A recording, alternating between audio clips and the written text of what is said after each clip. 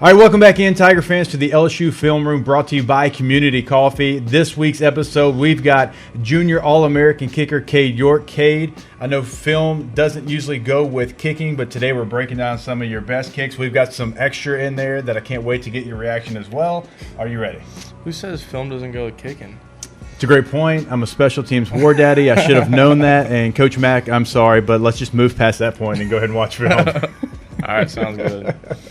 All right, here we go. So the first one, this is actually the first time you set the record inside Tiger Stadium. This one is a 55-yarder.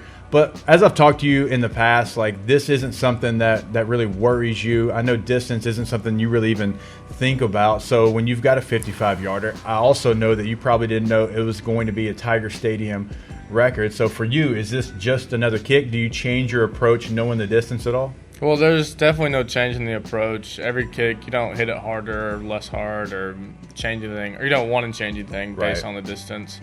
But no, I mean, I think I've had success with long field goals just the idea of aim small, miss small, and I try and apply that to everything, but it's just worked really well, especially for long field goals. But definitely don't want to change the mindset for any field goal, because really the outcome is 3 points, no matter if it's a 20-yard field goal or a wherever else on the field. So, all right, so to like a novice that has never really kicked in a game like this, you always hear you got to make sure you get the ball up on a long field goal attempt. You don't want to try to drive it too low. Is that even something that comes into your mind? I've never thought about that. I've had pretty good height ever since I started, and the ball gets up pretty quick.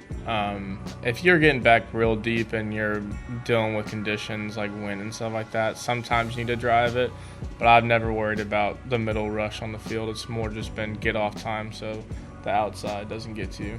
All right, so you set the record with a 55-yarder, only to break your own record a little bit later on in the game by 1 yard. So here it is. This is a 56-yard field goal from Cade York. Again, same approach, I'm going to assume. Avery does a great job, as always, getting the ball down, but did you know you're going to break your own record here? Well, I didn't know it was a record in the first place until I can't remember exactly who told me on the sideline, but I had a few people tell me, actually.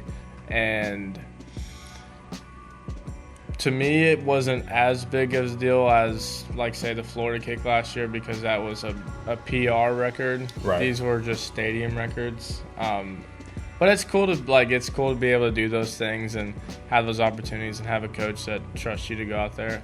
All right, so this, I'll be real honest, it's not because you're sitting here. I think everybody watching this will agree this may be the most impressive kick that I've ever seen on any level, because not only the distance, and for it to be a game winner, and you're in the middle of the Florida Gator logo, but just the atmosphere and not being able to really see too much. So you talked about your approach. You talked about lining up right, making sure that you're not too close to the ball, all those type of things.